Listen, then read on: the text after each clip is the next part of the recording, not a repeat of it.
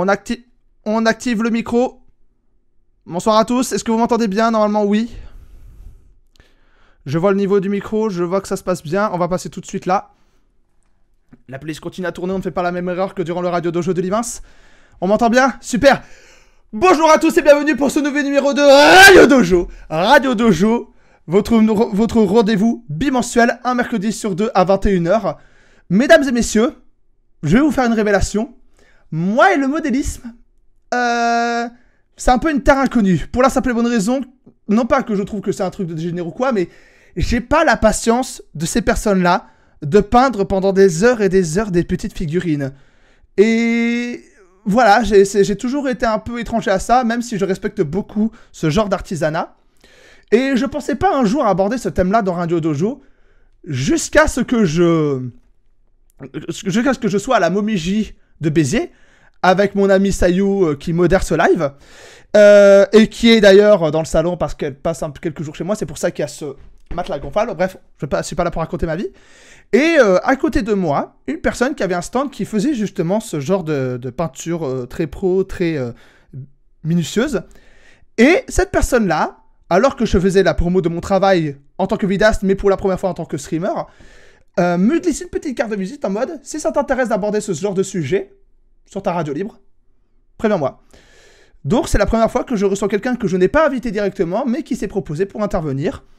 Et moi, ça m'intéresse, parce que c'est un domaine que je connais très peu. Bonjour à Ishito et Kanetsugu. Kentsugu, c'est la première fois que tu viens ici, et je pense savoir pourquoi. Bref, il est ici pour nous parler un peu de sa profession, du modélisme professionnel, du modélisme de concours. Alors on emploie le terme modélisme parce que si on disait peinture de concours ou peinture de... On imaginerait quelqu'un qui peindrait sur sa toile ou qui ferait de la peinture sur bois. Mais là, pour le coup, c'est vraiment de la peinture de modèle et de buste. Je vous demande d'accueillir Mathieu Bilaudet, alias Bibi. Salut à toi. Et bonjour, est-ce qu'on m'entend bien? Normalement, ça devrait aller. Bon bah si ça va, alors... bonjour, moi c'est Bilaudet Mathieu, alias Bibi Miniature pour ma société où il n'y a que moi. Et je fais du modélisme depuis longtemps, très longtemps, tout gamin. Et par contre ça fait depuis 3 ans que je suis professionnel. J'ai commencé avec une couveuse d'entreprise et là je suis entièrement à mon compte. Et tout se passe plutôt bien. Et je fais souvent des concours et des petits salons. Et j'en profite aussi voir des petits salons manga comme là à Béziers, à la Momiji, où ça s'est très bien passé. Mm. Et je compte en faire d'autres, vu que j'ai aussi plein de projets aussi type manga à faire, ce qui n'était pas spécialement le cas avant, mais que je fais de plus en plus. Mais d'ailleurs, j'ai vu dans tes récents travaux une Anya qui porte un flingue. T'as pas honte d'armer une petite fille? Alors, c'est pas moi qui l'ai armé. Oui, Moi, certes. voilà, moi dans mon travail, à part retaper 2-3 trucs ou mettre un peu de décor, des machins, au niveau du modélisme pur et dur, je m'occupe surtout de la peinture. Ouais. Alors, on va commencer par parler un petit peu de toi, parce que t'es aussi là pour ça. Déjà, est-ce que tu veux qu'on reste sur Mathieu ou sur ton surnom Bibi? Franchement, peu m'importe. J'ai plus l'habitude qu'on m'appelle Bibi que Mathieu, c'est vrai. D'accord, on va rester sur Bibi alors. À quel âge, et de quelle manière tu t'es mis au modélisme? Ça a été quoi le déclic? Alors, le modélisme, on va dire comme beaucoup de monde, j'ai commencé avec du Warhammer. Mm. Et j'étais au tout début collège, 6e, 5e. Donc je sais plus quel âge on a à ce moment-là, mais voilà, c'est très très très trop. Par contre, c'est vrai que sur la peinture, j'ai commencé avec la toute première figurine que j'ai peinte, c'est un ami qui me l'a filée, et avec 2-3 pots de peinture et un pinceau, donc je l'ai fait au cure-dent. Et après, j'étais pris dedans, et du coup j'ai fait ma première armée de hauts elfes. Ce qui m'a obligé de base à bien peindre, parce que des hauts elfes, les figurines et l'esthétique du truc, il fallait que bah, tu dois être au moins précis pour avoir au moins un truc à peu près correct. Bah, tu viens de répondre à la question de Kanetsugu qui demandait quelle armée à Warhammer, donc tu vois. Voilà, j'en ai profité, je l'ai vu aussi. Donc on fait une pierre de coups. Nice. D'accord, mais c'est vrai que sur ton site, tu dis que ça fait depuis ton plus jeune âge que tu t'es mis à la peinture, ouais. Ah ouais, non, c'est arrivé très très tôt. Après, bon, il y a eu des plus, des moins, mais ça a été assez constant dans l'ensemble. Par contre, de vouloir réellement pousser la peinture, ça a été vraiment lors du Covid, oui, comme beaucoup de monde, où là j'ai fait, bon, allez, on va pousser un peu plus, on va essayer de monter le niveau. Et du coup, à ce moment-là, bah, j'ai pris deux petites figurines d'un jeu que peut-être des gens connaissent, Infinity, qui est sympa, avec des figurines magnifiques, et où j'ai essayé de faire un petit mini diorama avec, et de pousser un peu plus le travail de la peinture dessus. Et ça m'a bien plu. Et de là, j'ai même des amis qui ont commencé à me passer des commandes pour leurs propres figurines. Et au même moment, moi, je travaillais dans la restauration, donc j'essayais d'allier les deux. Et je commençais à avoir quelques commandes par-ci par-là. Et là, et après, je me suis lancé. J'ai décidé de faire le pas. Quand j'ai bossé en restauration, j'ai vu une personne qui avait fait la peinture d'une caisse, la caisse de stockage du food truck où je bossais, qui m'a dit, bah ouais, moi, j'ai fait ça grâce à une couveuse d'entreprise spécialisée dans l'artistique. Et du coup, elle m'a dit, hésite pas à y aller si tu veux faire là-dedans, ils vont peut-être te guider. Et ben forcément, ça a bien aidé. Mais du coup, c'est vraiment durant la période de pandémie que tu as commencé à te professionnaliser? Ah oui, oui, oui. Avant j'avais fait un peu d'illustration. J'étais illustrateur, modélisateur 3D. Puis Sur quel après, logiciel? c'était 3ds Max à l'époque. Ah, dommage, j'ai cru que c'était Blender. Non, non, non, c'était 3ds Max. Et même ça, la modélisation, je l'ai fait très peu. Je suis allé plus pour l'illustration. Puis après, comme le seul moyen je l'avais trouvé pour aujourd'hui, ça serait aller sur Paris et je voulais surtout pas. Du coup, je suis allé faire la restauration et c'est là où j'ai pu prendre en contact avec une personne qui m'a permis de me lancer réellement professionnel là-dedans. Ce qui est pas plus mal. D'ailleurs, je voulais voir avec toi parce que ça rejoint ce que dit Diva Down quand il dit que la majeure partie des personnes ont commencé avec du Warhammer 40 000. Je voulais juste voir un truc avec toi parce que c'est un truc que j'ai remarqué. C'est qu'au début des années 2000, Warhammer c'était vraiment quelque chose d'assez anecdotique. Je me rappelle de vieux journal de Mickey où c'était invoqué en filigrane en mode ouais, ça existe. Mais c'est vrai qu'ils présentaient ça, mais ça n'allait pas en beaucoup profondeur. Et j'ai vraiment l'impression que Warhammer en France, ça a commencé à vraiment se développer dans les années 2010. Je sais pas ce que tu en penses.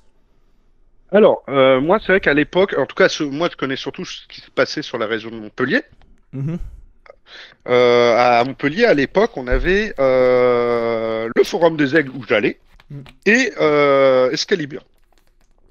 Et c'est vrai que ça restait des trucs de niche. On avait Warhammer, on avait Confrontation à l'époque aussi, mais ça restait des trucs très niche. On a eu de la chance aussi que sur mon petit village à Bayard, on a eu un club qui s'était occupé qui s'était occupé de faire du Warhammer. Et ça a permis à beaucoup de monde sur Bayard de bien profiter. On était une bonne dizaine, hein. Donc ça, c'était déjà énorme. Et c'est vrai que oui, là, depuis les années 2010, oui, ça a pris. Et là, depuis en plus le Covid, ça a explosé, hein, le milieu du modélisme. Ça a explosé, quelles que soient toutes les boîtes qui ont fait du modélisme. Même Game Workshop a explosé. Déjà qu'ils étaient hauts, là, ils sont devenus une entreprise très, très importante actuellement. Mais d'ailleurs, pour la petite anecdote, et je pense que mon modérateur Horus, il est là, il pourra confirmer, à l'époque où on était allé au Japon, pour ceux qui se rappellent de mon vlog ultime du Japon, pour ceux qui suivent ma chaîne principale, il y avait un truc qu'on n'avait pas montré dans le quartier de Harajuku, c'est qu'il y avait Warhammer a commencé même à s'importer au pays du soleil levant. Et il y avait même des exclus Warhammer japonaises. On était tombé sur ça, on s'est dit, tiens, ok. Ça avait commencé un peu tôt, parce que le but, par exemple, en Warhammer 40K, c'était avec les taux de commencer à toucher un peu ce marché, mais ça n'avait pas spécialement pris. Mais dans l'ensemble, c'est un endroit où ils sont encore un peu vieux sur le modélisme, on va dire. Mais en tout cas, sur tout ce qui va être peinture, pas que sur le modélisme lui-même, eux, par contre, ils ont des années-lumière d'avance. Par exemple, surtout avec tout ce qui va être gunpla et maquettes et compagnie. Du Shinkansen. On parlera du cas du Japon un peu plus tard durant Voilà. l'interview. C'est un cas à part. Voilà, c'est vraiment un cas à part. Et il n'est pas inintéressant du tout. Alors, on va révéler quelque chose sur toi, mon cher Bibi. C'est que quand on se renseigne un peu sur toi, on se rend compte que tu n'es pas seulement dans la culture geek avec un grand G, mais tu es aussi dans la culture geek un peu historique. Un peu ce que certains vidéastes de la dissidence appellent les histoireman. Parce que tu fais également des bustes de Napoléon et de ses maréchaux. Est-ce que c'est une période qui te fascine, la période napoléonienne ? Alors, j'aime l'histoire dans sa globalité. C'est vrai que moi, de base, j'ai toujours été plus au niveau de la Première et Seconde Guerre mondiale. Ensuite, quand j'ai voulu me dire, je commence à faire à peindre un peu sympa, faudrait que je me mette à faire des bustes. Et là, j'ai vu un fabuleux buste de Bonaparte franchissant le Grand Saint-Bernard. Et je l'ai pris. Et je dis, ça sera mon premier buste. Je l'ai fait. Et pendant que je l'ai fait, je me suis lancé plein de vidéos et plein de trucs historiques sur cette période-là. Et je me suis régalé. Et là, au niveau des maréchaux, j'en ai fait un sacré paquet. Maréchaux et généraux. Même Napoléon en lui-même, j'ai fait le Bonaparte Saint-Bernard et 2 autres bustes de Napoléon. Et là, j'ai prévu dans la semaine de commencer un nouveau buste qui est en fait celui que j'avais fait en tout premier. Et j'ai réussi à trouver l'une des dernières pièces qui existent de ce buste. Il était sorti qu'à 150 exemplaires. Et là, je crois que c'est le 147e. Donc, c'est vraiment une belle pièce. Et là, je l'attaque. C'était prévu pour qu'il soit fini avant Noël. Mais bon, j'ai pas eu le temps vu que c'est le cadeau pour mon père. Et hop, je vous montre vite fait. Voilà. Ça, c'est un work in progress. Voilà, là on est juste la sous-couche, je vais attendre vu qu'il y a un petit lag sur le stream pour voir s'il est bien positionné. Non, faut que je le monte un peu, je pense. Donc voilà, ça va être c'est le premier buste que j'avais peint. Et je pense que ça sera le premier, j'avais fait la cape en jaune. Là, je vais la faire en rouge vu que c'est un tableau qui a eu plusieurs versions. Et sur la cape, par exemple, il y a eu essentiellement ces deux-là de couleurs. Là, pour l'instant, il n'y a que la sous-couche qui a été posée. Tu parlais justement de la période des 2 guerres mondiales, tu disais être intéressé par cette période-là. Si un jour tu as l'occasion de faire, par exemple, je sais pas, un buste du général de Gaulle ou de We shall never surrender, Churchill, est-ce que tu sauterais sur cette occasion ? Alors, Churchill, j'ai déjà vu les bustes. Bon, ils sont pas très jolis.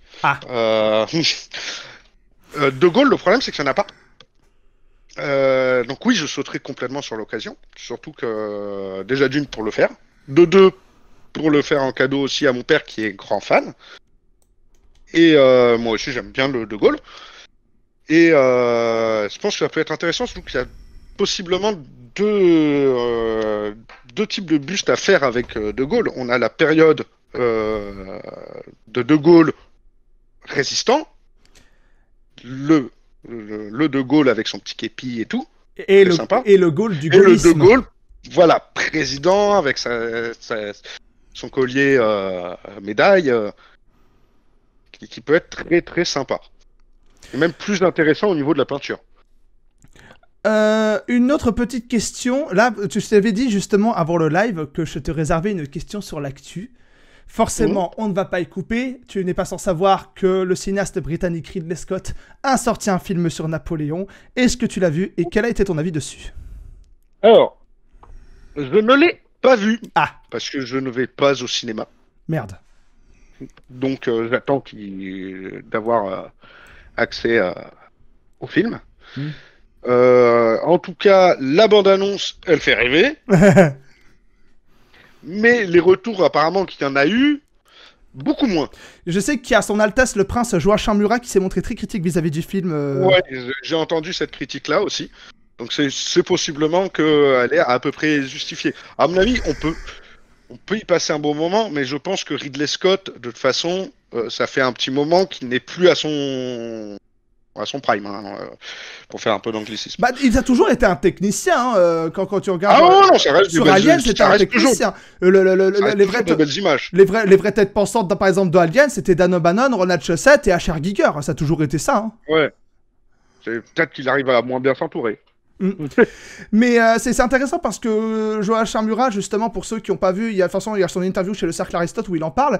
Il dit qu'il s'attendait pas à une rigueur historique de folie parce que Ridley Scott n'est pas un historien. D'ailleurs, Gladiator est bourré d'erreurs historiques. Mais il a dit, mais je m'attendais au moins à du grand spectacle et même là, j'étais déçu. Mais quand même, il s'est montré assez juste en disant, c'est grâce à ça qu'on a de nouveau des posters de Napoléon dans les grandes villes du monde et il mériterait quand même qu'on aille voir le film pour se faire un avis dessus. Et pour encourager ça. Donc il a été quand même assez juste, alors que pourtant il était extrêmement déçu du film, et on le sent. Oui, non, mais c'est bien qu'on remette ça, mais on attend toujours un grand film sur lui. Voilà, je pense que c'est bien, mais peut mieux faire. Bah, je tiens à préciser que... C'est tellement solide que peut mieux faire. Et de toute façon, c'est pas en un film... C'est ça le problème, c'est pas en un film que tu peux le faire. Je sais plus quel réal avait prévu justement d'en faire une trilogie, j'ai plus le nom, j'ai un trou. Alors trilogie avec 3 écrans, c'est ça? Non. Je sais plus. Il y avait Abel Gance qui a fait son film, mais tu peux le regarder que sur 3 écrans côte à côte. Et il y a Steven Spielberg qui prévoit de ressortir la documentation de Kubrick, de son vieil ami Kubrick, parce qu'il veut faire un film sur Napoléon, et de faire une série télé sur le sujet. Ouais, c'est ça. Et ça peut être intéressant. Ouais. Parce que je pense que ça se prête beaucoup plus à un format série, ce qui permettrait par exemple, bah tiens, là, Napoléon, il est rentré. Hop, épisode, il est à dictionnaire. Hop, épisode, il s'occupe un peu de sa vie personnelle. Ah, maintenant, hop, épisode, on part en campagne. Épisode bataille, épisode retour de campagne, épisode... Et franchement, je pense qu'une série sur Napoléon... Un Game of Thrones napoléonien. Surtout que Spielberg a prouvé avec la liste de Game of Thrones face à Napoléon, mais c'est petite bite tranquille. Non, mais c'était façon de parler. Et bonjour, c'est Marine va manger un biscuit. une grande série avec des épisodes très longs. Mais par exemple, Spielberg, en plus, il a prouvé avec le Soldat Ryan et avec la liste de Schindler que les trucs historiques, il sait ce qu'il sait faire. Donc honnêtement, ça pourrait être une belle surprise. Spielberg, on t'encourage à le faire, s'il te plaît, fais-le. Oh non, ça serait génial. Ça te dérange pas que je fume sur le live ou pas? Tu parles. Bah attends, je crois. Normalement, les clubs c'est autorisé sur Twitch, je crois. Hein. Il me semble que oui. Déjà, moi, de toute façon, moi je le faisais sur mes lives. Bah c'est bon, alors vas-y. Voilà, le seul truc que je faisais, c'est que bon, bah, quand je buvais quelque chose, c'était du jus de pomme. Il y a... alors, du coup, on va pouvoir passer sur les questions du thème. Toi qui as du coup vécu cette transition de l'amateurisme entre grosses paires de guillemets au domaine professionnel. Bah, merci du coup pour l'info, Loni. Et à partir de quand on commence à se professionnaliser dans le modélisme? Qu'est-ce qui fait qu'on peut sauter le pas? Alors, déjà d'une, il y a le point de vue... simplement de la dénomination. T'es professionnel, c'est que tu bosses là-dedans et que tu veux en faire ton métier. Ou au moins un mi-temps ou des trucs comme ça. Déjà, et que t'es déclaré. Ça, je vais te rappeler, ça fait toujours bon de le rappeler. Mais voilà, il y a ça. Donc déjà, faut passer ce pas-là. Et le moment où tu décides de le faire, c'est que tu te sens en capacité de le faire. C'est pas pour autant que tu vas le réussir. Il y en a beaucoup, justement, avec la période Covid, qui sont ramasser la gueule. Et l'auto-entrepreneuriat, c'est pas donné à tout le monde. Je sais de quoi je parle. Pour ceux qui me connaissent, ils savent. C'est pour ça que je conseille beaucoup à ceux, surtout pour les métiers artisanat, artistes, enfin tous les métiers un peu patients, où généralement on est tous des branquignoles au niveau de tout ce qui va être gestion, commerce, paperasserie, tous les trucs qui ne nous intéressent pas, hein, les personnes de cet archétype. bah, je conseille vraiment de passer par des couveuses d'entreprise. Ça, franchement, ça aide beaucoup. Il y a un gros soutien. On te donne beaucoup d'infos. On te fait passer beaucoup de cours sur comment te mettre en vente, comment gérer tes papiers, comment ta compta, gérer tes réseaux, gérer tes photos, tous les trucs en fait qui sont pas liés directement en fait à ton métier pur et dur, c'est-à-dire la peinture pour mon cas, mais du coup qui sont indispensables si tu veux devenir professionnel. Et ça, c'est vrai que c'est beaucoup plus simple avec euh, cette aide qui sinon, bah, tu pars dans l'eau et en fait, ouais, t'es peut-être bon dans ce que tu fais, mais Non, c'est vraiment là, quoi, tu nages vers l'aveugle. c'est vraiment ce côté rigoureux dans l'administratif qui fait la différence. Alors déjà, ouais, il faut déjà être rigoureux et même, bah, c'est con, mais rien que de faire ton devis, ta facture, tes trucs comme ça, si tu sais pas comment réellement bien en faire une légale et juste, ben, c'est pas bon. Mm. Si tu sais pas faire tes démarches, ne serait-ce que pour créer ton entreprise, ben, c'est quand même casse-couille. Parce que Ouais. franchement, on est en France, hein. La L'URSSAF. paperasse, L'URSSAF, coucou l'URSSAF. Hein, coucou l'URSSAF. ouais, ça va, ils sont pas si chiants que ça, moi, je trouve. Pas Non, pour alors moi. oui, l'URSSAF en tant que tel, quand tu es assez ponctuel sur ce que tu leur dois et machin, en règle générale, ils ont pas tendance à être trop casse-couilles. Ouais, voilà. C'est Pôle emploi et la CAF après qui récidivent dans la casse-couillerie. Là, c'est goldé. Ouais. Ah, du coup, il y a autre chose qui différencie le pro de l'amateur ou c'est vraiment ce côté administratif et rigueur dans En fait, l'auto-entrepreneuriat? certains pourraient dire, bah, il y a le niveau de compétence. Mais même là, moi je dis non, pas forcément. Tant que tu es capable de faire un bon niveau par rapport à ce que tu t'offres comme service et que tu arrives à le vendre, il n'y a pas de souci. Je vois. C'est bonjour, je fais de l'armée en masse et je suis capable de peindre vite, pas forcément bien, mais suffisamment bien pour que ça rentre bien sur une armée globale et tout. Il y en a beaucoup qui fonctionnent là-dessus, c'est même un des trucs qui marche le plus dans le secteur actuellement. Mm. Mais c'est Tant mieux. comme les caricaturistes, ils ont une rapidité d'exécution, mais ils arrivent quand même à faire des dessins drôles et efficaces qui font qu'ils le publient dans des canards hebdomadaires et ça marche. Voilà, bah, c'est ultra intéressant. Il y a de tout. C'est pas parce que tu es bon en peinture que tu es forcément bon pour faire ton entreprise. Moi, c'est vrai que je me spécialise plus sur un autre type, bah, justement, la figurine un peu plus collection. Je fais aussi des figurines de jeu, mais souvent plus pour de l'escarmouche, donc vraiment des petites, des petits groupes de personnes. Qualité tabletop pour la mâche, comme je suis. Ouais, c'est ça. Et tabletop, alors, justement. Alors tabletop, faut définir pour les néophytes. Qu'est-ce que ça veut dire? Voilà. Donc ça fait partie, en fait, on va dire, des différentes qualités de peinture qui peuvent être offertes en prestation. Mm. Moi, par exemple, j'en mets 4 et une qui est sur devis uniquement. C'est le truc, mais bon, ça, c'est rare. Alors, on a le tabletop qui est, on va dire, la base. Tabletop, c'est la figurine est peinte avec des ombres au minimum. Grosso modo, j'ai mis de la couleur dessus, ça dégueule pas de partout. Faut quand même que ta peinture soit propre. Et généralement, j'utilise un jus, donc une encre, une peinture diluée, enfin, il y a plein de méthodes pour marquer les ombres. Le but, c'est que ça soit vite peint, mais que ça soit peint. Ok. Ensuite, on a le Tabletop Plus, qui va être ombre, couleur de base et lumière. Donc les premières lumières, souvent des arêtes, des trucs comme ça. C'est simple. Déjà, la figurine a un peu plus de relief. Donc on peut un peu plus la discerner. Ensuite, on va avoir le côté vitrine, qui va être la figurine. Ben, on va commencer à faire des dégradés, des pointes de lumière plus importantes. Et ensuite, on va aller sur vraiment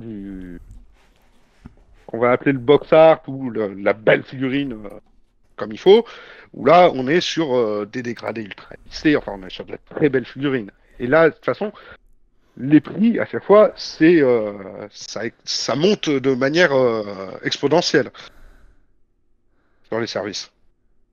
Parce que, ben, évidemment, même si le résultat pour certains ne se voit pas tout de suite directement de manière importante, le temps à passer devient énorme en fait. Et ensuite, bah, il y a les figurines de concours où là, généralement, on a fait les peints, on fait la figurine qui nous plaît, euh, on la peint jusqu'au maximum. Mettre un prix dessus, c'est pas facile parce qu'on y passe un temps de dingue. Et à ce moment-là, on verra si quelqu'un veut l'acheter. Et là, c'est de la négoce, hein. D'accord, bah justement, ça me permettra d'aborder le sujet de la peinture de concours. Donc, comment ça se passe en fait en règle générale? Parce que je savais pas qu'il y avait des concours pour ce genre de peinture. Comment ça s'organise? Comment ça se passe, toi qui as déjà fait ce genre d'exercice, qui a rapporté des prix d'ailleurs, on peut le voir sur ton site, que je mettrai en description. Toujours intéressant, toujours important de faire la promo. Ah bah ça, c'est pas à refuser, hein. Alors, les concours. Bah après, des fois, ça dépend aussi des différents concours qu'il y a. Chacun a ses manières de faire, mais il y a un gros format de base qui se fait. C'est que généralement, c'est séparé en plusieurs catégories. On va avoir les catégories de niveau et les différents types de figurines qu'il y a. Les niveaux sont souvent tout le temps les mêmes, quasiment. C'est très rare qu'il y ait pas ça. Ça arrive, mais c'est rare. On a la catégorie enfant. Ah! Ça, c'est pour les enfants. C'est très bien qu'ils soient à part. Des fois, on est super surpris par certains gamins qui sont, des fois, on sent qu'il y a de l'avenir. Mais ça me rappelle justement dans les concours genre MasterChef Junior, tu voyais que les jurys étaient beaucoup moins stricts. Même Gordon Ramsay, tu vois, il dit non, non, mais t'inquiète pas, attends, on va voir, etc. Il allait vraiment mollo. Mais à côté, il te faisait des plats d'enculés avec quelques petites erreurs mineures, voilà quoi. C'est ça, c'est ça. Ils sont capables de faire des trucs de fou. Bon, on n'est pas encore. Après, on a les débutants. Débutants, bah, c'est généralement quand tu commences, c'est là où tu te mets. Débutant adulte, quoi, à partir de 18 piges. Ah voilà, c'est ça. Débutant, de toute façon, moi, je suis le chemin classique, hein. Donc débutant, tu vas. De toute façon, tu peux mettre ta figurine, la plupart des concours, tu la mets dans la catégorie que tu veux. Le problème, c'est que si tu la mets dans la même catégorie, ça va se voir tout de suite et les gens vont te déconseiller de le faire. Ils t'interdisent pas, mais bon. Il y a des mecs qui te conseillent sur la catégorie à prendre. Ouais, souvent, surtout au début quand tu y es. Après, c'est généralement, on te dit, bah, passe la catégorie supérieure quand tu obtiens ta médaille d'or dans une catégorie. Ah ouais. Parce que bah, ils disent, ouais, après, t'en as, il reste un peu, ça dépend de chacun aussi. Par exemple, il y en a beaucoup, il y en a certains qui vont rester dans une catégorie jusqu'à ce que eux-mêmes se disent, bon, bah, je suis prêt pour la catégorie suivante. Ils doivent mettre des branlées aux mecs d'en face. Oui, oui, mais justement, après, si tu le fais trop, il y en a beaucoup. Après, c'est comme beaucoup de communautés, des trucs comme ça. Après, ça va faire parler. Oui.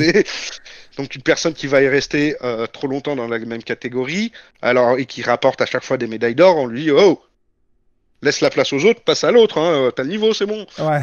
Bon, c'est bien. Donc, voilà. Et après, bah, t'as les masters. Et là, le niveau est dingue. Toi, t'es catégorie master? Pas encore. Je suis passé à 0.5 d'avoir sur le dernier concours à Montrouge, donc très gros concours en France. 0.5 d'avoir ma médaille d'or. Après, j'ai pas eu l'occasion de faire beaucoup d'autres concours, donc il y a ça aussi, hein. Il y a des figurines que j'ai présentées qu'une fois là-bas et pas de bol, je suis passé pas loin d'avoir mon or. Et du coup, pour l'instant, tant que je l'ai pas, je passe pas en master. Après, j'ai vu des personnes, ils avaient toujours pas l'or, ils sont passés en master quand même, ils ont eu une bronze en master, ça n'empêche pas. Mais moi, j'ai envie de tenir le truc tranquille. Par contre, pour moi, la plus grosse récompense que j'ai eue pour l'instant, ça a été c'est un concours que n'était pas prévu du tout, qu'une amie à moi, que tu avais croisé à Montmidi, qui était juste à côté de moi, Tchouki. Oui, et que j'avais fait une blague un peu border et ça l'avait fait marrer, je sais plus ce que j'avais dit.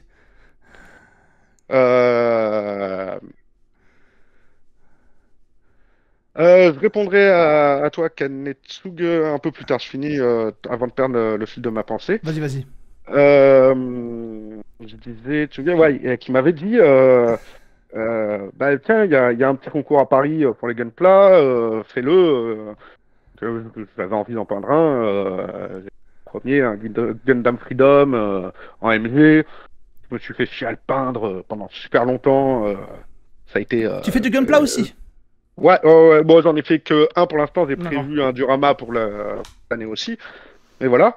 Et elle m'a dit aussi, ah bah tiens, il y a aussi le GBWC, donc le gros concours organisé par Bandai eux-mêmes. Et je suis arrivé avec Irine au troisième Europe Moyen-Orient. Putain! Sur un premier test, comme ça.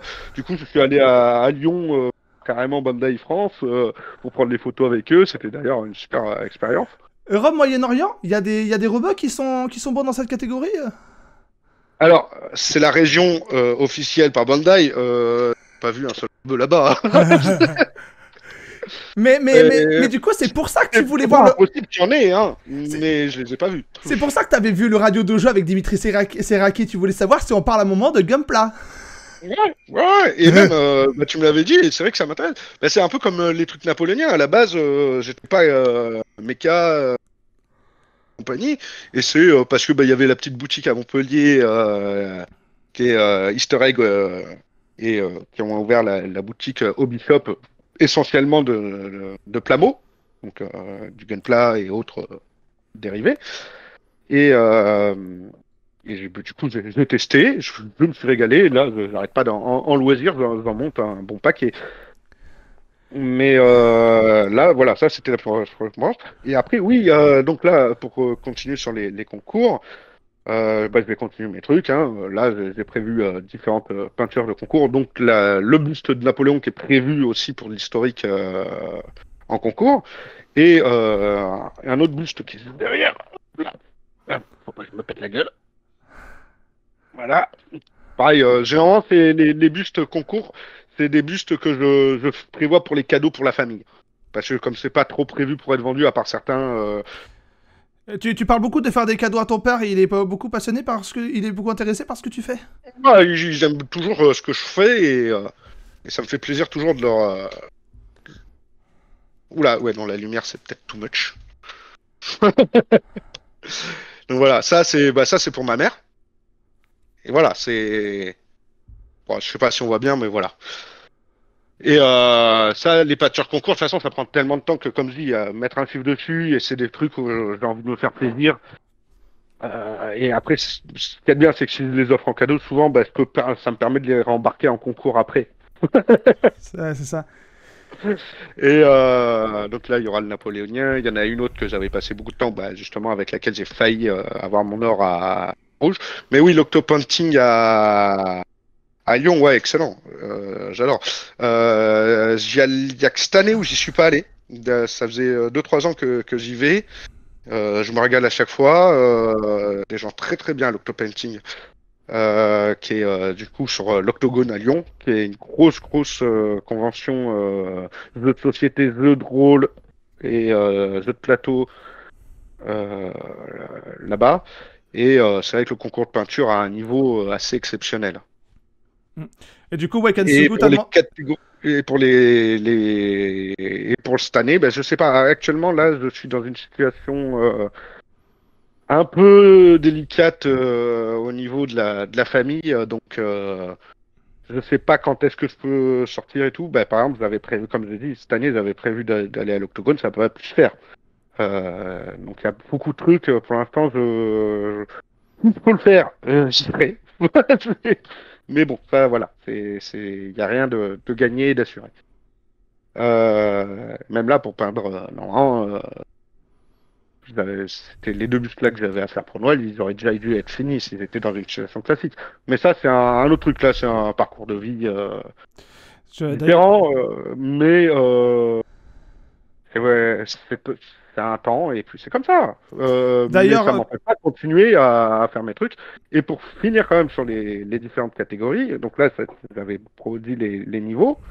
Il y a aussi les catégories, on va dire, plus globales. Par exemple, ben, on va avoir maquette, donc tout ce qui va être chat, les trucs comme ça, où on va mettre les gameplays exact, où il y en a très peu en France, hein, clairement.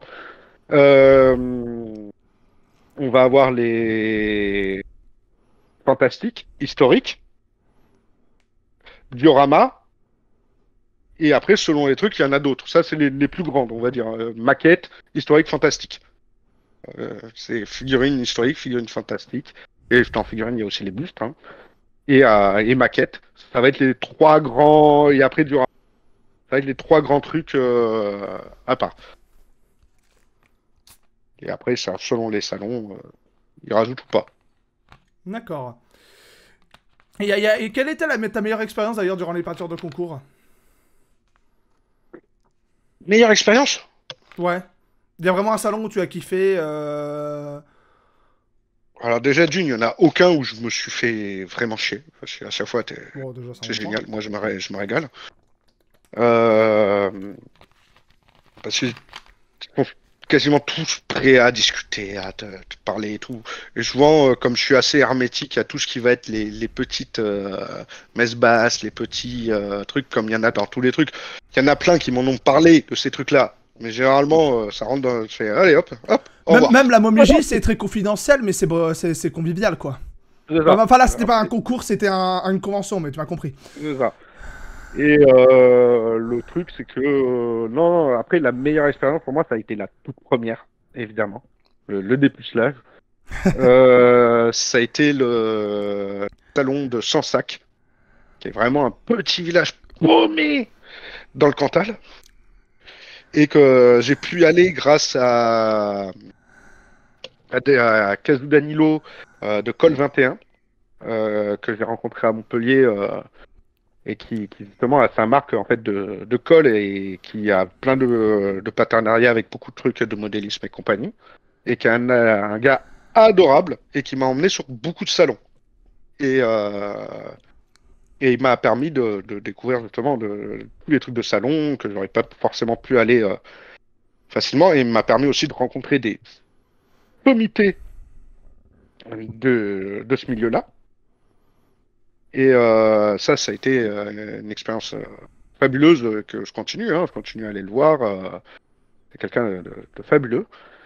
Et j'ai pu, du coup, le salon de Sansac était fabuleux parce que c'est un tout petit salon, très confidentiel, vraiment, dans le petit village tout paumé, sur le petit week-end.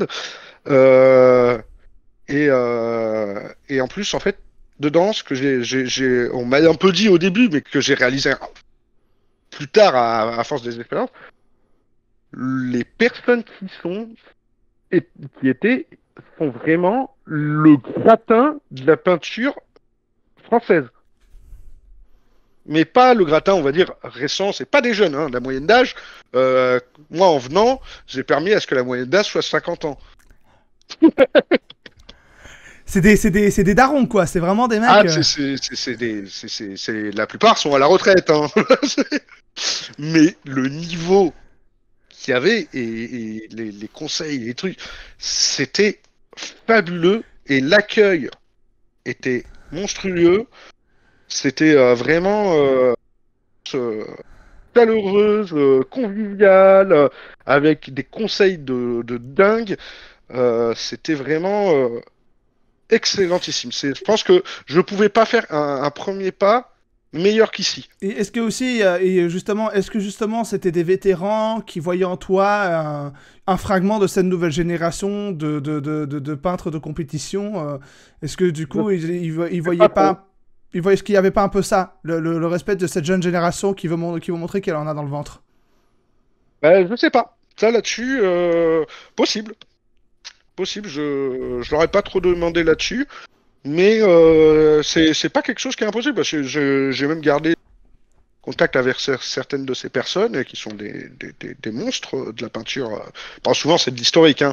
Donc quand moi je leur parle peinture ils me donnent plus des conseils sur mes peintures historiques que sur mes peintures fantastiques. C'est pas forcément tout le temps les mêmes manœuvres. Je trouve que eux peignent essentiellement à l'huile et que moi je peins à l'acrylique. Donc on est plus sur l'aspect juste résultat et apparence globale des choses et travail des lumières globales, plus que sur la technicité où je dois un peu plus me débrouiller ou en demandant conseil avec d'autres artistes. Hein. Je vois. Donc ouais, c'était ça, c'était pour toi, c'était ton expérience la plus inoubliable. Et du coup, Ah oui. tu parlais d'expérience en France, et justement, ça permettra d'aborder un point géographique, parce que quand on a commencé à préparer en amont, tu m'avais Mm. révélé quelque chose d'intéressant, c'est que la France est l'un des pays qui se porte le mieux dans ce domaine, avec l'Europe du Sud, enfin l'Europe du Sud-Ouest, Alors ouais. que en revanche, Amérique du Nord, que cheat, Amérique latine, t'en as aucune idée. Après, il y a le cas du Japon qu'on va développer un peu plus tard, mais tu m'as dit que c'était surtout en Europe du Sud, du Sud-Ouest, que ça se démarquait bien. Europe du Nord, pas tant que ça. Et ouais, visiblement, c'est Alors, vraiment l'Europe du Sud qui se porte bien. voilà. Alors, on a énormément de super peintres, Espagne et Italie. C'est des pays de fous. Avec aussi, dans l'Europe de l'Est aussi, on a des monstres. Hongrie? Ou non, ouais, non, pas Europe centrale, Europe de l'Est, J'ai ouais. plus, ouais, Europe de l'Est, et là, on a vraiment, on a des gros monstres. Les pays baltiques, Euh, peut-être aussi, dans ces pays-là?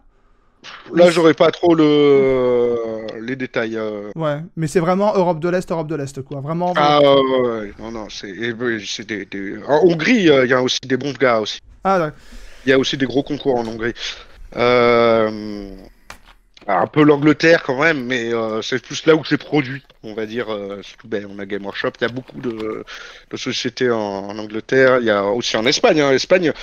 Espagne, c'est un gros milieu de hobby. Hein. C'est des hobbies de fous furieux. Bah, il y a le créateur Euh, d'Anima. Le créateur d'Anima vient de là-bas, hein. Voilà, Infinity, si je dis pas de conneries, je crois que c'est aussi espagnol. La marque de buste que je fais là, par exemple, les trucs napoléoniens.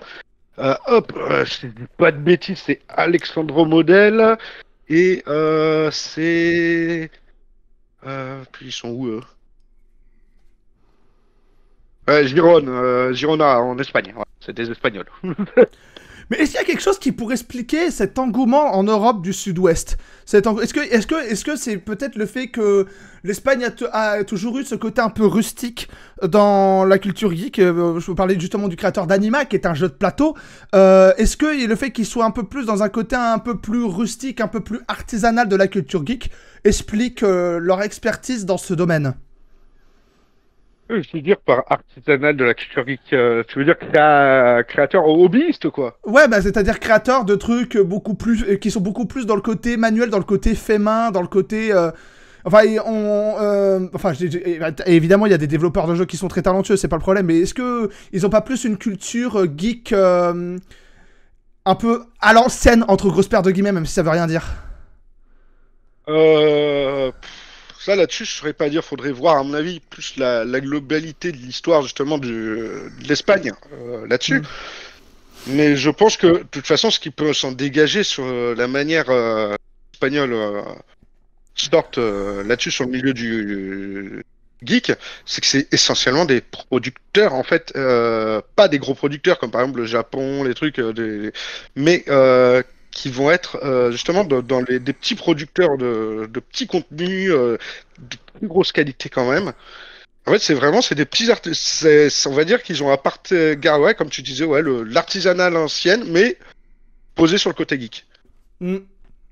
Je Et c'est vois. peut-être ça qu'ils ont gardé leur artisanat, mais qu'ils l'ont fait évoluer. Et de toute façon, faut pas oublier la peinture de figurines, ou même le jeu de figurines, le jeu de plateau, comme Warhammer et compagnie, c'est vieux. Mais grave. Les figurines de plomb et les trucs comme ça, le truc, ça a commencé par l'historique, mais c'est vieux, ça, Le, hein, comme ça, on peut plus. Luvins, que j'ai reçu dans Radio Dojo, a confié lui-même être un des premiers rôlistes et il a plus de la cinquantaine. Hein. Et Et le drôle, c'est relativement récent au niveau du jeu de ouais. plateau et du jeu de figurines, hein, et du hobby. Faut Et ça, penser dans le hobby, les gars, t'avais les petits soldats de plomb, ils sont montés des armées avec ça, ils se sont amusés à les couper, à changer les poses, à créer tous leurs trucs, et les premiers décors et machin. C'est ultra vieux, ça le explique. hobby, c'est un truc de fou. Et t'as aussi les bateaux qui avaient été faits, enfin, les bateaux qui avaient été changés aussi, tu vois, les bateaux en bouteille, c'est du hobby. Bien sûr. Et C'est ça expliquerait pourquoi ce genre cette discipline se développe surtout dans des concours, et que c'est des concours sur cette discipline, ça se développe surtout dans dans le sud de la France et dans le nord, qui sont des endroits de la France qui sont un peu plus, dans cet artisanat-là. Alors justement, le sud de la France, il y a quasiment rien. Hein.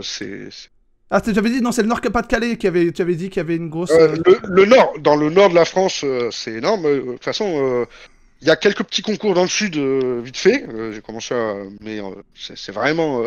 premier concours, c'est à la frontière du nord-sud qui est à Lyon. C'est l'Octopainting, comme disait Kenneth Soug. Ouais.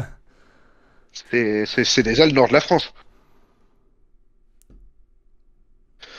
Donc après, oui, et par contre, plus tu montes et plus il y en a. Hein, par contre, ça veut pas dire le niveau, forcément. Après, oui, niveau peinture, l'Octopainting, c'est un gros niveau. Ça, Lyon, heureusement que Lyon est pas encore trop loin. Mais après, ouais, non, par exemple, il y a Montrouge qui est fabuleux juste à côté de Paris. Hein. On avait à parler vite fait, il y a un peu avant, on avait parlé de Gunpla, et à un moment, on avait abordé le sujet du Japon en amont, et tu avais expliqué que le Japon était un peu un cas à part, et c'est vrai qu'au Japon, ils ont... en fait, quand on parle d'otaku, on pense forcément aux consommateurs d'anime et de manga, sauf qu'en fait, il y a des otaku de tout, il y a des otaku de bagnole. On avait parlé avec Dimitri Seraki des militaires et otaku, des otaku de navires militaires, de navires de guerre, tout ça. Et il y a du coup, certains des plus grands otaku, c'est ceux qui font notamment des maquettes d'une Shinkansen. Il y a du coup ceux qui sont plus dans la culture geek, qui se font des gunpla. Et du coup, mais pourtant, tu m'avais dit que quand je t'avais dit le Japon, parce que moi, c'est ce qui me venait en premier... Mais oui, mais le Warhammer est arrivé très tardivement chez eux, et toi tu m'avais dit que dans le modélisme, le Japon c'est vraiment un cas à part. Est-ce que tu pourrais développer plus en détail? Ouais, eux, ça va être vraiment la maquette. La figurine, très peu. Après, il va y avoir ceux qui vont créer les figurines. Ça va être plus des sculpteurs. Il y a des très bons sculpteurs, hein, on le voit avec les figurines manga. Et par contre, sur la peinture elle-même, c'est de la peinture de maquette qui est très bonne, hein, mais qui a un autre milieu, qu'on a aussi en Europe, hein, avec les chars, les trucs comme ça, eux aussi ils l'ont. Mais eux, c'est de la maquette, hein, c'est pas la figurine spécialement. Ils n'ont pas cette grosse culture de la figurine. La figurine, ça va être celle que tu vas acheter... ta figurine manga et voilà. D'où le retard de Warhammer dans ce pays. Ah oui, possible. D'accord. Ils ont pas eu, à mon avis, même ça, faudrait voir avec des gens un peu plus spécialistes. Ils ont peut-être pas eu le jeu de rôle aussi à l'époque. Ça s'est peut-être pas exporté, ça a dû jouer parce que Warhammer à la base, c'est grâce au jeu de rôle que ça existe. Exact. Donc s'il n'y a pas eu le jeu de rôle à l'époque, c'est normal qu'il n'y ait pas eu le Warhammer. Mais et il n'y a pas eu, je sais pas s'il y avait cette culture du jeu de guerre, du wargame, hein, justement, historique et compagnie, qu'on a eu énormément en Europe. Effectivement. Donc ouais, donc c'est vraiment le Japon, pays de maquettistes. Ah oui, je sais plus laquelle de préfecture, justement, la préfecture... il y a une préfecture entière du Japon qui est essentiellement, où son industrie est essentiellement sur... Moi j'étais allé dans un quartier à Takadanobaba, on avait vu qui est un petit quartier de Tokyo, on est rentré dans un spot avec Oro, mon modérateur, et c'était maquette, Shinkansen. Shinkansen, pour ceux qui savent pas, c'est l'équivalent de TGV au Japon. Donc voilà quoi, c'est... D'accord. Mais tu m'avais dit que pourtant tu m'avais dit qu'il y avait quand même quelques peintres qui se sont fait remarquer au Pays du Soleil Levant. Ah, pour moi, il y en a plusieurs. Celui que je trouve juste fabuleux, pour moi, c'est un de ceux que j'adore énormément en ce moment. Keigo Murakami, qui peint comme un dieu. C'est fabuleux. Par exemple, j'ai vu aussi justement cette séance de peinture. Lui, c'est du très très haut niveau, et le gars est tout le temps à la loupe, et il a une peinture de feu. Je conseille vraiment d'aller voir son travail. C'est un gros travail sur ses lumières et tout, et vraiment une très belle finesse dans les détails. Après, ça a toujours un aspect très manga dans ce qu'il peint, même quand il peint des trucs non manga. Il a son style à lui qui est presque, on va dire, sur ses transitions et tout, presque un peu pointilliste, mais tellement petit que c'est plus du pointillisme. C'est horloger suisse, quoi. Non, voilà, c'est un truc de fou furieux. Et c'est marrant que... Ah, l'Europe de l'Est, eux, ça va être sur les détails, souvent que tu vas les voir. Ça va être beaucoup de travail aussi, surtout des tissus et des trucs comme ça, avec vraiment toutes les broderies du tissu faites dedans, et en travaillant quand même la lumière dessus. Hmm. Alors que, par exemple, les Espagnols ou les Italiens vont être beaucoup sur une base ultra solide et des lumières très fortes. En fait, ça va être vraiment plus sur la fantaisie, souvent. Et en France, par exemple, on a un truc historique, des peintres historiques de fou furieux. Mais c'est étonnant, par exemple, qu'un pays comme, par exemple, je prends un exemple, la Corée du Sud, qui a une grosse culture dans la compétition, dans la culture geek. Je t'ai rappelé que l'un des pays où l'e-sport c'est le plus développé, c'est la Corée du Sud. Des compétitions de modélisme comme ça, il n'y en a pas du tout là-bas.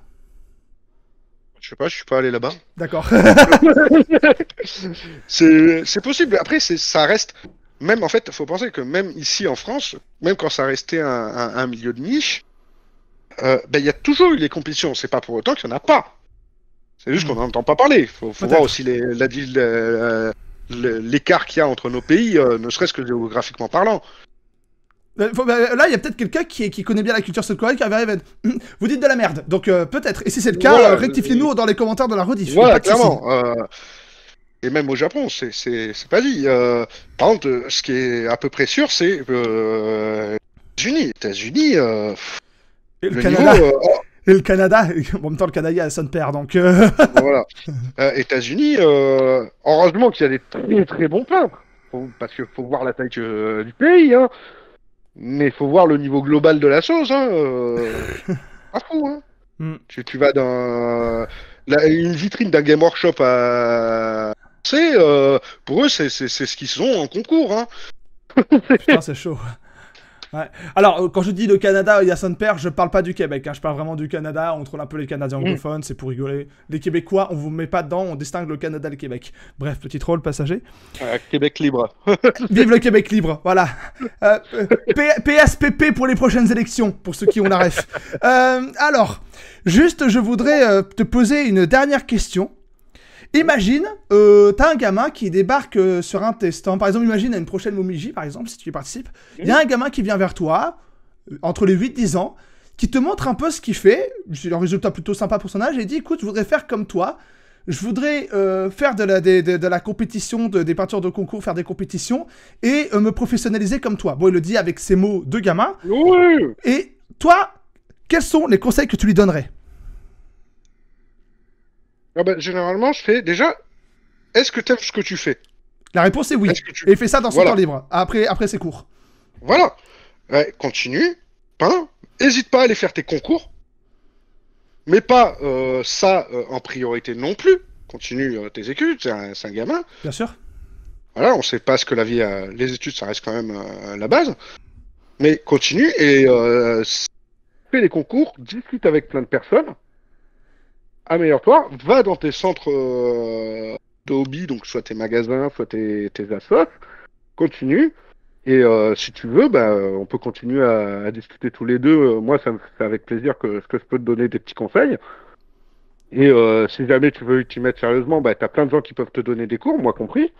Donc ça, tu vois, mais n'hésite pas à continuer, et peins, beaucoup. Est-ce que t'es d'accord avec certains, bon, c'est souvent des dessinateurs qui disent ça, ils disent la pratique régulière c'est bien, mais en fait c'est surtout intéressant, c'est la bonne pratique, c'est-à-dire que si tu fais la pratique, il dit en gros si tu pratiques mais que t'as pas les bases, ça sert à rien. Est-ce que c'est ça en fait le secret, c'est la bonne pratique en n'oubliant pas de revoir tout le temps ses bases?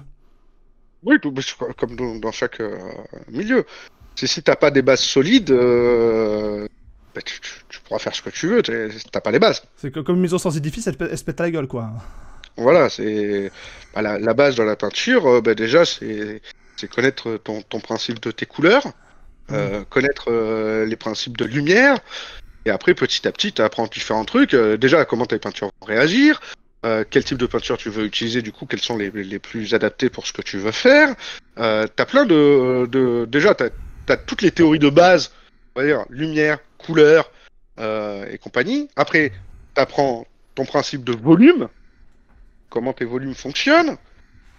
Et du coup, encore la lumière, parce que c'est ultra important. Et après, bah, tu vas apprendre tes différents types de textures, comment tu vas réussir à faire, comment les différentes couleurs entre elles vont réagir à se répercuter pour, par exemple, bah, j'ai un petit truc qui fait un peu de lumière, qui a un peu de réflexion de lumière, bah, il va absorber quelques lumières de ce qu'il y a autour, et pareil, en renvoyer un peu. Mm. Puis les ombres, les trucs, enfin, t'as plein de trucs, mais faut y aller petit à petit. Déjà, tu vas commencer, quand quelqu'un va commencer, je leur dis, déjà, prends ta figurine, apprends déjà à faire tes bases, à bien préparer ta figurine. Tu prends ta figurine, tu la montes proprement, tu nettoies bien la figurine, tu enlèves tous les petits défauts, elle est propre, elle est bien. Ensuite, tu la sous-couches. Donc la sous-couche, c'est un après qu'on met avant. Et de là, tu la laisses un peu sécher, vu que c'est la sous-couche, c'est pas une peinture comme les autres. C'est que il y a des trucs chimiques dedans qui vont permettre à ce que ça va un peu fusionner avec ta figurine et va permettre à ta peinture d'accrocher dessus sans partir. Et une fois que tu as fait ça, ben là, tu peux commencer à peindre dessus. Et même sur la sous-couche, tu peux encore aller plus loin. C'est-à-dire, tu as souvent plusieurs types de sous-couches. Maintenant, on en a 36 000. C'est bien pour aller plus vite. Par exemple, actuellement, Gawanshow fait des sous-couches, même métalliques et compagnie. C'est bien, ça permet d'aller vite. Mais c'est pas une peinture. Et le truc, souvent, moi, ce que je dis, c'est on a la sous-couche noire, la sous-couche grise, la sous-couche blanche, et chacune a son utilité. Ça te permet de mettre une bonne base. Mais moi, ce que je propose souvent, et qui se fait de plus en plus actuellement, c'est de commencer par une noire et faire ce qu'on va appeler un zénithal, c'est-à-dire 45 degrés au-dessus de la figurine, pour faire pour simuler la lumière zénithale. Le soleil qui tape dessus. Et on fait ça sur tout le pourtour de la figurine. Ce qui permet, avec souvent du gris, qui va permettre de pouvoir commencer à avoir des bases d'ombre et de lumière sur ta figurine. Qui va te permettre, à la peinture déjà, quand tu vas commencer à poser tes premières couches, déjà de simuler rapidement tes premières ombres, et surtout, quand tu vas peindre, surtout quand tu vas poser tes premières couleurs et tes premières bases, de savoir où ta lumière est de base. Et de différencier les différentes composantes de ta figurine, parce qu'on est quand même sur des modèles qui sont petits, et pouvoir bien lire ta figurine avant de poser tes couleurs, ça aide beaucoup. Je vois. Et ensuite, après, tu as tes peintures et faut s'amuser. Hein. Et faut pas hésiter aussi, c'est pas grave, ta figurine, t'arrives pas arrivé à faire ce que tu voulais avec, laisse-la, c'est pas grave. Finis-la, bon, t'as un résultat qui est pas à la hauteur de ce que t'attendais, mais t'en fais une autre. C'est un peu la métaphore du skater, c'est un truc, quelqu'un qui m'avait dit ça, il m'a dit, tu t'es planté, c'est pas grave, regarde les skaters. Souvent, ils se cassent la gueule, qu'est-ce qu'ils font? Ils se relèvent, ils reprennent leur skate, ils reprennent. C'est ça, en fait. Et du coup, si on reprend, du coup, ce petit gamin à qui tu donnes ces conseils-là, en gros, s'il faut résumer, le secret pour arriver au même stade que toi, c'est la persévérance et la pratique. Et le réseau, un réseau de passionnés. Voilà. Et surtout, voilà, beaucoup discuter avec les gens, pas hésiter à demander les conseils, les trucs, à tout le temps. Et si je peux me permettre, c'est un conseil que je donne à ceux qui se disent « Ouais, mais tu comprends, j'ai peur qu'ils me jugent. » Dites-vous juste un truc. Moi, par exemple, quand j'ai commencé 8e art... Non, mais juste. Quand j'ai commencé 8e art, c'était des vieux montages pétés que je faisais sur Movie Maker. Aujourd'hui, je monte sur Adobe Premiere et regardez où j'en suis. On est tous passés par là. Donc, s'il y a bien des mecs qui vont pas vous juger, c'est vous, parce qu'ils ont fait les mêmes trucs que vous. Donc, s'il y a bien des gens qui vont pas vous juger, c'est eux. Vous inquiétez pas, hein. Et même, si, il y a un autre truc qui est important, c'est souvent, c'est bien de recevoir des compliments. Ça fait toujours plaisir. Mais tu vas pas évoluer en recevant que des compliments. Et des fois, il y aura besoin de te mettre des coups de pied au cul. Mais pas forcément des coups de pied, mais il faut. C'est une façon de parler quand on dit ça. Voilà. Quand quelqu'un te donne un compliment et qu'il est bien, il t'explique pourquoi il te le donne, ça, tu l'écoutes aussi. Ça veut dire que là, t'es sur une bonne voie. Si le gars, il te fait un reproche sur un truc, il t'explique, attention, ça, c'est pas bon, et voilà comment tu devrais t'en sortir, ça, tu l'écoutes aussi énormément. C'est ces deux trucs. La critique, c'est de la merde, tu l'écoutes pas. Ouais, c'est beau, tu t'en fous. C'est pas ça qui est important si tu veux avancer. La critique constructive. Voilà. Qu'elle soit bonne ou mauvaise. Et même dans la constructive, souvent, tu as des trucs à voir si tu veux améliorer encore. Mais généralement, c'est... Ah, bon, là, c'est très bien. Il y a peut-être 2-3 petits trucs, mais du coup, je vais peut-être pas me focaliser là-dessus. C'est déjà bien. Par contre, c'est sur mes trucs qui vont pas encore. Ah, je vais continuer à travailler là-dessus. C'est une très belle façon de conclure. Bah écoute, voilà. Merci à toi de t'être proposé. Merci beaucoup. Mais merci à toi de t'être proposé parce que c'est, comme j'avais dit, c'est lors de la Montmégie que tu m'avais proposé de faire ce sujet-là et honnêtement, je suis pas déçu. C'était une très bonne émission. Est-ce que tu as quelque chose à dire pour conclure? Un petit mot pour la fin ou quoi? Un petit mot pour la fin. En un mot, mot, et en deux mots, momo. Mais surtout, si vous avez quelque chose qui vous tient à cœur, bah n'hésitez pas à le faire, tout simplement. C'est tout. Amusez-vous. D'accord. Eh ben merci pour cette petite conclusion. Merci à tous d'avoir suivi cette émission. Vous avez été, voilà, vous êtes 8. Donc honnêtement, c'est un joli score pour un Radio Dojo. Je vous remercie à tous. Le prochain, comme vous le savez, le prochain Radio Dojo, ce sera dans 2 semaines. Je sais qui sera l'invité, mais je ne peux pas vous le révéler pour l'instant, comme vous le savez. Je suis en train d'être sûr à 100%. Le prochain live, du coup, je reprendrai sans doute le Marathon lundi, on verra. Mais dans tous les cas, vous serez prévenus sur mon compte X, Taiki Sensei, vous savez. Et pour ceux qui suivent surtout ma chaîne principale, vous inquiétez pas, je reprends les chroniques. C'est juste que j'ai eu quelques petits imprévus. Je vous souhaite une excellente soirée.